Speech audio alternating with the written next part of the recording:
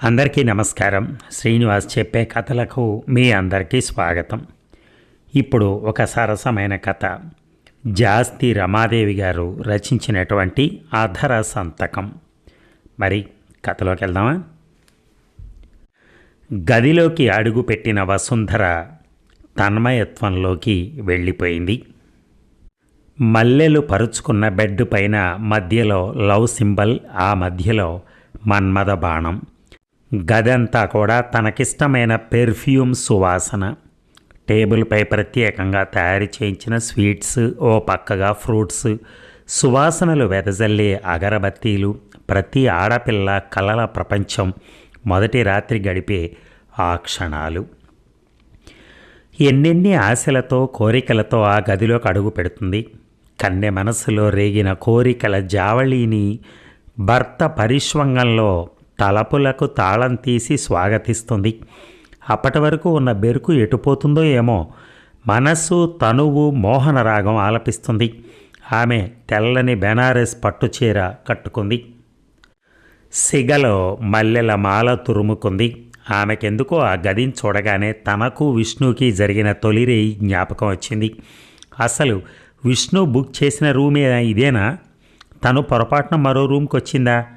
99 అనే కదా చెప్పాడు. డోరుపై చూసే వచ్చింది. మరేటిది?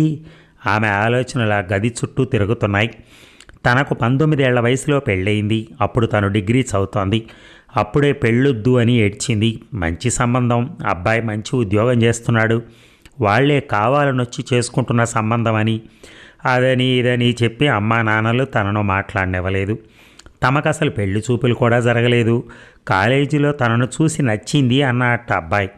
తను చూడాల్సిన పని లేదన్నారు. ఏడుపు వచ్చింది తనకి. తర్వాత నిశ్చితార్థం జరిగిపోయింది. ఎందుకో ఆ అబ్బాయిని చూడాలని అనిపించలేదు. ఏమిటి ఇదంతా సిగ్గా లేక అలక? అతని గొంతు బాగుంది. తన క్లోజ్ ఫ్రెండ్ మాధవి తన చెవిలో గుసగుసలాడింది. మన్మధుల్లా ఉన్నాడే, చూడు చూడు అంటూ. ఈసారి అతన్ని చూడాలనిపించింది. కానీ ఎందుకో కోపం. చూడలేదు తను. తనతో సంబంధం లేకుండా నిర్ణయం, నిశ్చితార్థం జరిగిపోయాయన్న ఉక్రోషం మనసుకి అవమానంగా అనిపించింది. 4 రోజుల తర్వాత తన బర్త్డేకి స్వీట్ బాక్స్, లేడీస్ కర్చీఫ్స్ పోస్ట్లో పంపాడు. ఇంట్లో అన్నయ్య వాళ్ళు స్వీట్లు వాళ్ళు తిని కర్చీఫ్స్ తనకిచ్చారు. ఎందుకంటే వి అక్షరం ఉందని తను వాటిని కోపంతో చుట్టి బీరువాలో పడేసింది. పెళ్ళి 10 రోజులు ఉందనగా అతగాడు స్నేహితుడితో కలిసి వచ్చాడు. అమ్మ వాళ్ళు తనతో కాఫీలు పంపించారు. అయిష్టంతో వెళ్ళింది. అక్కడ అతని ఫ్రెండ్ కనపడలేదు. మనకి ఏకాంతం ఇవ్వాలని వెళ్ళిపోయాడు. అతను చిలిపిగా అన్నాడు. తను వెనక్కి తిరగబోతుంటే అతడు తన చేతిని గట్టిగా పట్టుకున్నాడు. ఎందుకంత కోపం? నన్ను చూడు ఒక్కసారి. నచ్చలేదని చెప్పు, పెళ్ళి క్యాన్సిల్ చేసేస్తాను అన్నాడు. తను కంగారు పడింది. కొంచెం అయిష్టత తప్పితే పెళ్ళంటే ఇష్టం లేకైతే కాదు. నన్ను చూడు అంటూ తనకెదురుగా నిలబడి అడుగుతున్నాడు. అతని వెచ్చని ఊపిరి తన నరనరాల్లోనూ సెగలు రేపినట్టయింది. ఏదో తెలియని బిడియం. అతన్ని చూడాలనే కాంక్ష పోటీలు పడ్డాయి. అతను 2 చేతులతో తన చెంపలు నిమురుతూ ఉంటే తట్టుకోవడం కష్టమైపోయింది తనకి. కాసేపు ఉంటే అతని ఎదపై వాలిపోయేదేనేమో. అంతలో అతని స్నేహితుడు చిన్నగా దగ్గటం వినిపించి బిడియంగా అతని చేతుల్లోంచి తప్పించుకుని బయటపడింది. వాళ్ళిద్దరూ బైక్ మీద వెళ్తుంటే చూసింది. నిజంగా మన్మధుడే. ఆ క్షణం నుంచి తన కళ్ళు కలల కంఠం మొదలుపెట్టేశాయి. తనకి అతనికి పెళ్ళైపోయింది. తర్వాత కార్యక్రమాలంటూ వాయిదా వేయటానికి లేదు. 3 రోజుల్లో మూడమి రాబోతుందంటూ తామిద్దరికీ మొదటి రాత్రికి ముహూర్తం నిర్ణయించారు. తనలో మళ్ళీ కంగారు. అతనితో ఆ రాత్రి ఓ గదిలో ఎలా గడపాలో అన్న కంగారు.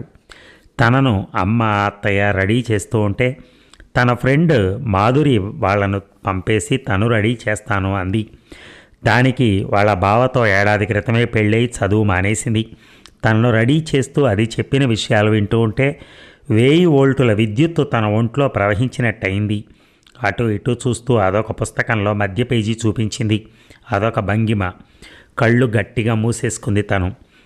సిగ్గుతో జీవితాంతం దాచుకోవలసిన ఒక అందమైన రాత్రిని, మధురమైన కొన్ని క్షణాలను అవివేకంగా జారవిడుచుకోకు. మొద్దు మళ్ళీ మళ్ళీ రమ్మన్నా మొదటి రేయి రాదు. తొలి ప్రేమలాగే తొలి ముద్దు చాలా తీయగా ఉంటుంది. అధర సంతకం ఆలుమొగలు ఎక్కడెక్కడ ఎన్నెన్ని సంతకాలు చేసుకున్నా అధరంపై సంతకం చాలా మధురంగా ఉంటుంది. చెప్పింది గుర్తుంచుకో అంటూ ఏదేదో చెప్తూ ఉంటే తన మేను సన్నగా వణకసాగింది. సమయం అయింది అంటూ తనను పూల పాన్పున్న గదిలోకి తీసుకెళ్లి తలుపులు మూసేశారు. చేతిలో ఉన్న పాల గ్లాసులో పాలు తొణికాయి. అధరాలు భయంతో వణుకుతున్నాయి. అడుగులు తడబడుతూ ఉండగా తలంచుకుని ఎంతసేపు నిలబడ్డా అతని నుంచి ఎలాంటి రెస్పాన్స్ రాలేదు. ఇంతకాలం తను మాట్లాడలేదని ఇప్పుడు అతను అలిగాడా అనుకుంటూ తనే చొరవతో అతని వైపు చూసింది. మంచం మీద పడుకున్న అతను మూలుగుతున్నాడు. కంగారుగా దగ్గరికి వెళ్ళి చూస్తే వణుకుతూ ఏదేదో కలవరిస్తున్నాడు. అతని ఒంటిపై చేయి వేసింది. షాక్ తిన్నట్టుగా చెయ్యి వెనక్కి లాక్కుంది. పిలిచినా కదిపినా అతనిలో చలనం లేదు. కంగారుగా బయటకొచ్చింది. అమ్మ కంగారుగా చూస్తుంటే అతనికి జ్వరం వచ్చినట్టుంది అని చెప్పింది. క్షణాల్లో డాక్టర్ వచ్చాడు. వైరల్ ఫీవర్లా ఉంది, ఎందుకైనా మంచిది బ్లడ్ టెస్ట్ చేద్దాం అంటూ హడావిడి చేశాడు. అలా కలలు కన్న తొలి రేయి విష్ణు జ్వరంతో వాయిదా పడింది. మర్నాడు అతను ఫోన్ చేసి చాలా ఫీల్ అయ్యాడు. తనకు లైఫ్లో ఎప్పుడూ కలగనంత డిసప్పాయింట్మెంట్ అనిపించింది. మూడాలంటూ 2 నెలలు ముహూర్తాలు లేవన్నారు. అత్తారింటికి వెళ్ళిపోయిన మాధురి ఫోన్ చేసి అడిగింది, అధర సంతకం ఎలా ఉందే అంటూ. చప్పగా ఉంది అంటూ కోపంగా ఫోన్ పెట్టేసింది తను. మళ్ళీ తమకు ఫస్ట్ నైట్ ఏర్పాటు చేశారు. తను మళ్ళీ కలల ప్రపంచంలోకి జారిపోయింది. మాధురి మాటలు గుర్తొచ్చి ఆ అధర సంతకం ఎలా ఉంటుందో విష్ణు కూడా తనలాగే ఆలోచిస్తున్నాడా? ఫోన్ చేస్తే అనిపించింది ఒక క్షణం. అంతలోనే బిడియం ఆయ్ అంటూ గదమాయించింది. పెళ్లికి ముందు అతను తన చేయి పట్టుకున్నప్పుడు అతని స్పర్శకు దాసోహం అయిపోయింది. తనకు దగ్గరగా నిలబడ్డ అతని శ్వాస తనలో నరాలు తెగిపోయేంత అలజడిని రేపింది. తనువు 1000 వేణునాదాలు మ్రోగించినట్టుగా తన్మయత్వం పొందింది. ఇప్పుడు అతని స్పర్శ తనువును ఇంకెంత అల్లకల్లోలం చేస్తుందో. మరో 2 గంటల్లో ముహూర్తం ఉందనగా అతను ఫోన్ చేశాడు. చెల్లి ఫోన్ ఎత్తి, అక్క నీకే బావా అంటూ బయటికి పరిగెత్తింది. తనకు కంగారుగా అనిపించింది. ఏమిటి ఇప్పుడు ఫోన్ చేశాడు, మళ్ళీ వాయిదానా అనుకుంటూ నిరసనగా హలో అంది. నువ్వు ఈ కార్యానికి రెడీగా ఉన్నావా? తనలో ఏమిటో తెలియని భయం, కంగారు మొదలయ్యాయి. ఏమిటి తను ఇంత పచ్చిగా అడుగుతున్నాడు? అంటే ఏమిటి అతను ఉద్దేశం? తనను ఆట పట్టిస్తున్నాడా, లేక తను కాదంటే అతను ఇప్పుడు తనేం చెప్పాలి? అనా ఊహూ అనా? సారీ, ఆ రోజు అలా ఈరోజు నిన్ను డిసప్పాయింట్ చేయనులే. ఆ రోజు నేను చాలా ఫీల్ అయ్యాను. ఆ రోజులాగా ఈరోజు జరగదు. ఎప్పుడెప్పుడు నిన్ను నాలో దాచేసుకుందామా అని ఆత్రంగా ఉంది. ఎన్నెన్ని అందాలు నాకు కనపడకుండా దాచేసావో చూడాలనుంది. అవన్నీ సొంతం చేసుకునే వరకు నిద్రపోను. అతని తీయని గొంతు హస్కీగా ఉంది. తనలో తిరిగి విద్యుత్ తరంగాలను ప్రవహింపజేస్తున్నాయి. అతని మాటలు మత్తుగా ఉన్నాయి. ఇంకా ఇంకా వినాలనిపిస్తోంది. ఏవేవో కోరికలు అల్లన దాగి వింటున్నవి. తీయని రాగాలాపన ఒంట్లోంచి ఆవిర్లు బయటకొచ్చి గదంతా వేడెక్కిపోయింది. ఎదురు చూసిన ఆ క్షణాలు రానే వచ్చేశాయి. అమ్మకి చాలా టెన్షన్గా ఉంది. తన చెవిలో చెప్పిందే చెప్తోంది. ఈసారి ఏ ఆటంకం రాకూడదని పదే పదే కోరుకుంటోంది. హడావిడేం లేదు. ఇల్లంతా ప్రశాంతంగా ఉంది. పూల పాన్పు లాంటి పడకపై మన్మధుడు రతీదేవి కోసం ఎదురు చూస్తున్నట్టుగా కూర్చున్నాడు విష్ణు. మళ్ళీ తనలో బిడియం ఎలా ఉంటుందో అతను మొదటిసారి చేసే సంతకం. తను తలపుల వానలో తడిసిపోతూ అతనిలో కలిసిపోవటం కోసం బిడియంగా ఆత్రపడుతున్న వేళ తనస్సలు ఊహించలేదు. అతను ఎప్పుడు వచ్చి తన చేతిలో పాల గ్లాస్ అందుకుని పక్కన పెట్టాడో, ఎప్పుడు తనని అమాంతం బెడ్ మీదకి లాక్కున్నాడో, ఎప్పుడు తనని అతని హక్కులా తనలో కలిపేసుకున్నాడో, కొన్ని క్షణాలు ఏం జరిగిందో తనకు అర్థం కాని అయోమయం. అతను తనని ఎక్కడెక్కడో ముద్దులు పెడుతూ కౌగిలిలో బంధించేస్తున్నాడు. ఊపిరాడక ఉక్కిరి బిక్కిరి అయిపోయింది. తను అసలు ఇలాంటి కలయికను ఊహించుకోలేదు. ఏడుపు వచ్చేసింది. ఏం కోరుకుంది? ఏం జరుగుతోంది? ఏ అనుభూతులు మిగలని తొలిరేయినా తను కోరుకుంది?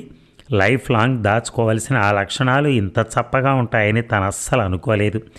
కన్నీళ్లు కనపడకుండా కళ్ళు మూసేసుకుంది. అతన్ని తోసేసి బయటకు వచ్చేయాలనిపించింది. అమ్మ భయం కళ్ళ ముందు కదిలి మౌనంగా సహకరించింది. మాధురి చెప్పిన అధర సంతకాలు, అధర తాంబూలాలు, మధుర క్షణాలు ఏవీ తనకు మిగల్లేదు. తొలిరేయి జీవితాంతం గుర్తుంచుకునేంత గొప్పదిగా అనిపించలేదు. అలాగే ఎన్నో రాత్రులు జీవితంలోంచి గబగబా వెళ్ళిపోయాయి. అవన్నీ ఒక డైరీలో రాసి చూసుకుంటూ నిట్టూర్చడం తప్ప మరేం చేయలేకపోయింది. 2 పిల్లలు పుట్టారు. ఇక తనకి ఆ ధ్యాస పోయింది. పిల్లలే తన లోకం అయిపోయారు. విష్ణు అప్పుడప్పుడు అలిగేవాడు, నువ్వు అమ్మమ్మలా తయారవుతున్నావు అని. తన మనసులో దాక్కున్న కోరికలను బయట పెట్టలేదు. ఏదో మమ అనిపించుకోవటం అలవాటైపోయింది. రాను రాను అతను బాధ్యతలతో సతమతమవుతూ తనతో ఆ అవసరం అతనికి ఎప్పుడో కానీ రాదు. అంత మొక్కుబడి అన్నట్టే గడుస్తోంది. 2 యాంత్రిక జీవనానికి అలవాటు పడిపోయారు. మాధురి కనపడ్డప్పుడల్లా తనను గుర్తు చేస్తుంటుంది.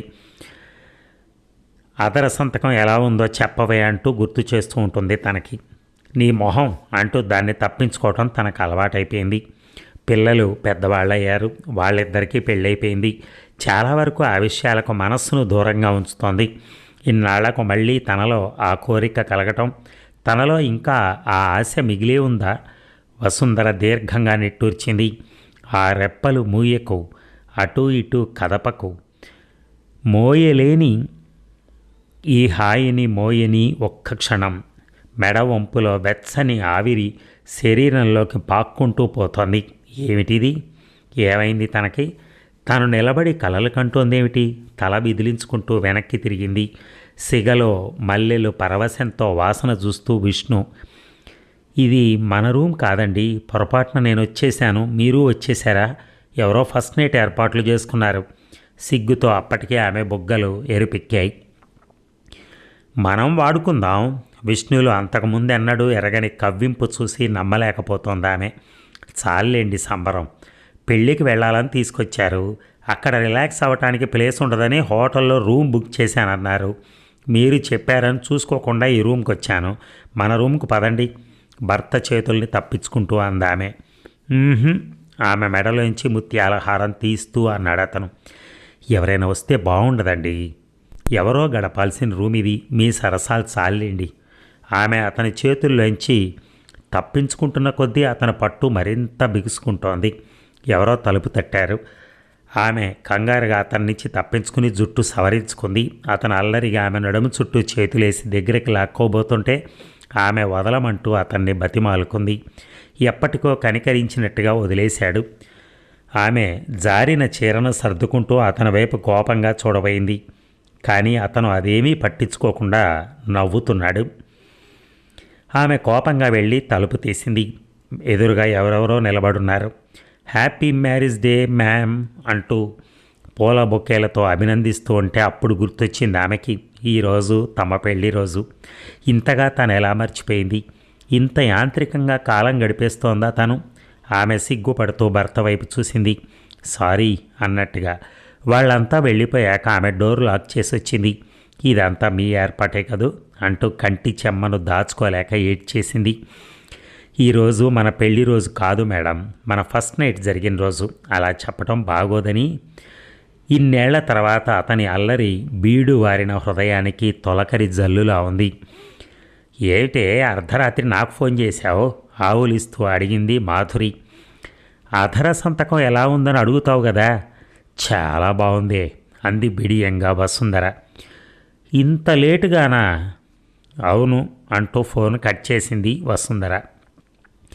అలసి గాఢ నిద్రలో ఉన్న భర్త పెదవులపై తనే ధైర్యంగా ముద్దు పెట్టుకుంది.